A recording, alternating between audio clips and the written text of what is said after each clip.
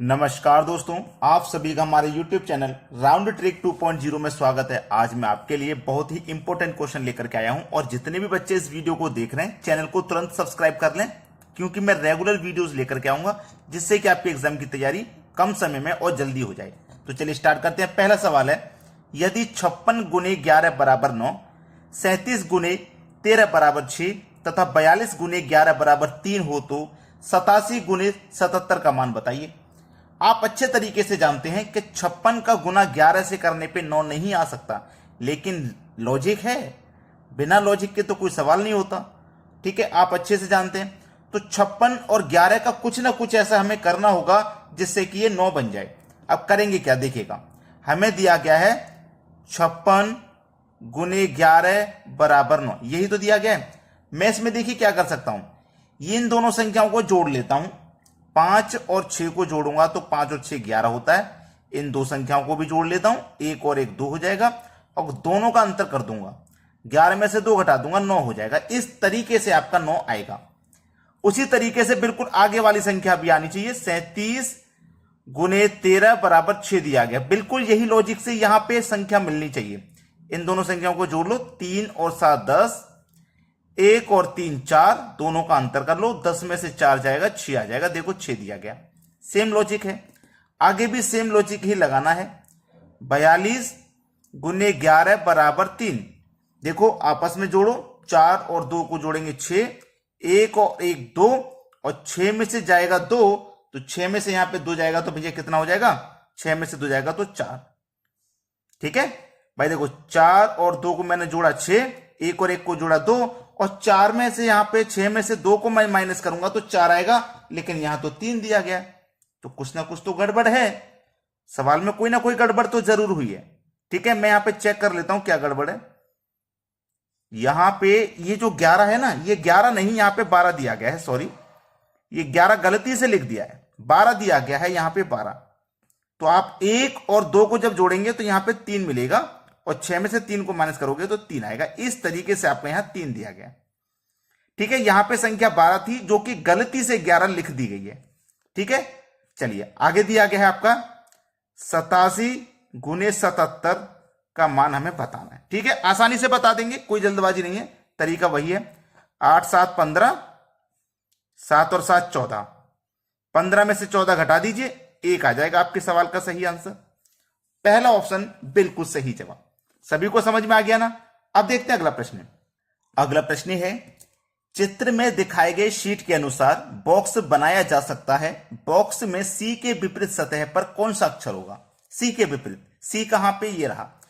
आप इसको जब देखोगे तो आपको नजर आएगा ये एक खुला पासा है, ओपन डाइस।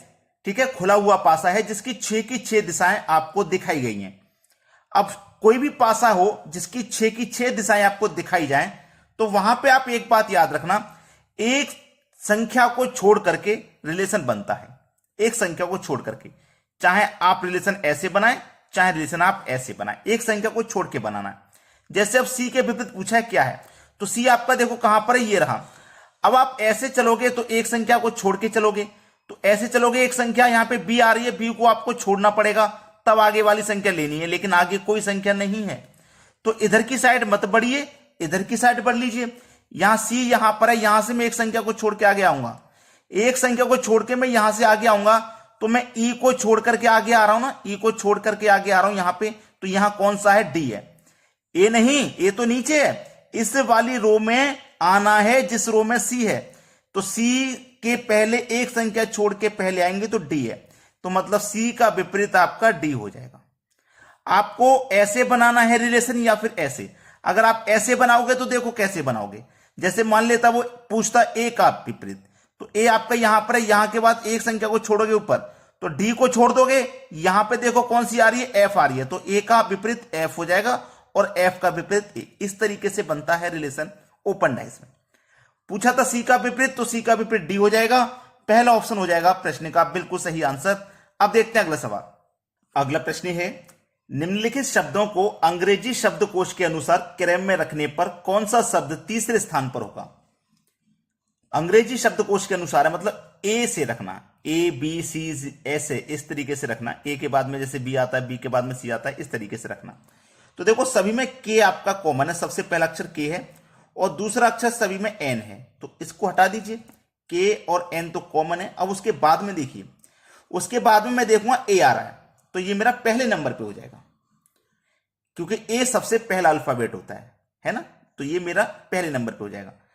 ए के बाद में अगर आप अल्फाबेट में चलोगे तीसरा नंबर ही तो है भाई, के सभी में कॉमन है, एन सभी में कॉमन है। तीसरे अक्षर पे जब हम आए, यहां पे ए दिया गया जो कि सबसे पहले आता है, तो ये पहले अक्षर पे हो जाएगा।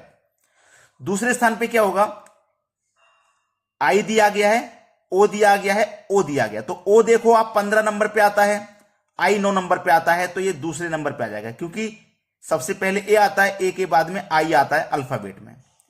ठीक है, अब आई के बाद में देखो यहां भी ओ यहां भी ओ, तो ये दोनों सेम हो गए। ठीक है, ये पहले नंबर पे हो गया। ये उसने पूछा था तीसरे स्थान पर कौन सा होगा, तो देखो ये भी 15 पे, ये 15 पे कॉमन, लास्ट वाला बनाओ।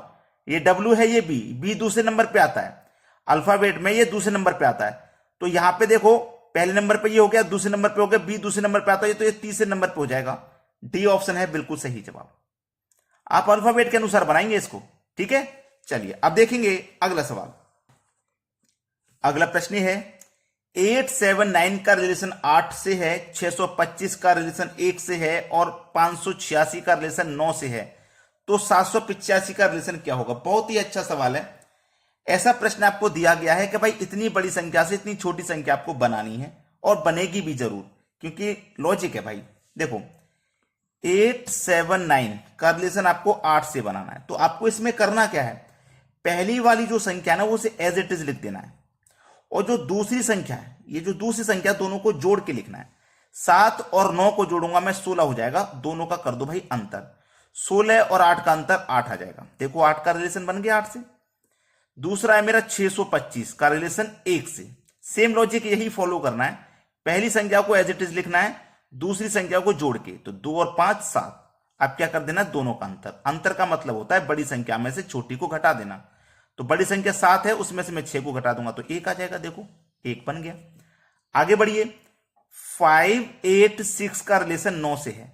लॉजिक यही लगना चाहिए, 5 पहली संख्या ऐसी रखो, सभी में हमने पहली ही संख्या एज इट इज रखी है, बाद की दोनों संख्याओं को जोड़ लेते हैं, 8 और 6 14 हो जाएगा, कर दो भैया अंतर, 14 में से 5 घटा देंगे 9 आ जाएगा। अब आगे एक संख्या रहेगी, इसी का मान बताना है, 785 का रिलेशन क्या होगा।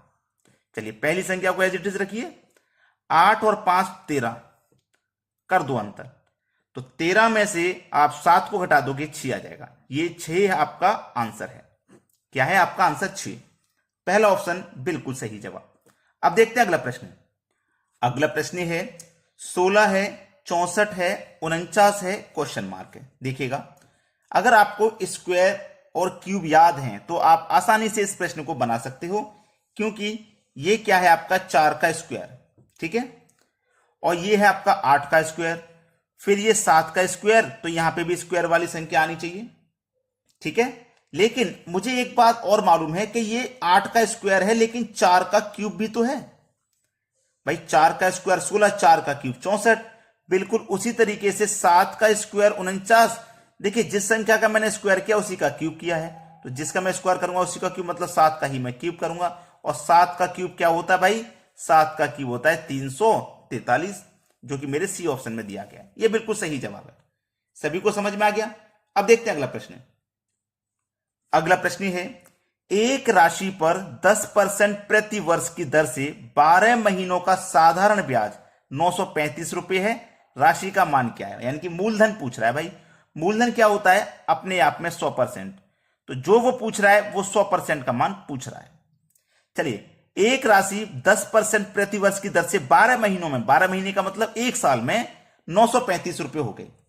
यानी कि 10% की दर से क्या हो गई? 935 रुपया हो गई। ठीक है, 935 रुपया 10% की दर से 935 है। साधारण ब्याज है 935, रेट है 10% का, ब्याज मिला 935, यानी कि 10% का मान हो गया 935। हमको चाहिए 100% का मान, है ना? 100% का ही तो चाहिए, तो कैसे निकालेंगे? इस 935 में इस 10 से डिवाइड कर देंगे और 100% का मान निकालने के लिए 100 से मल्टीप्लाई कर देंगे। तो चलिए 10 से मैं इसको कटा दूंगा 100 को, तो 10 बार में ही कटेगा, दोनों का मल्टीप्लाई कर दो, ठीक है। तो 935 एक जीरो पड़ जाएगा बस, 9350। ये आपका आंसर हो गया पहला ऑप्शन। ठीक है।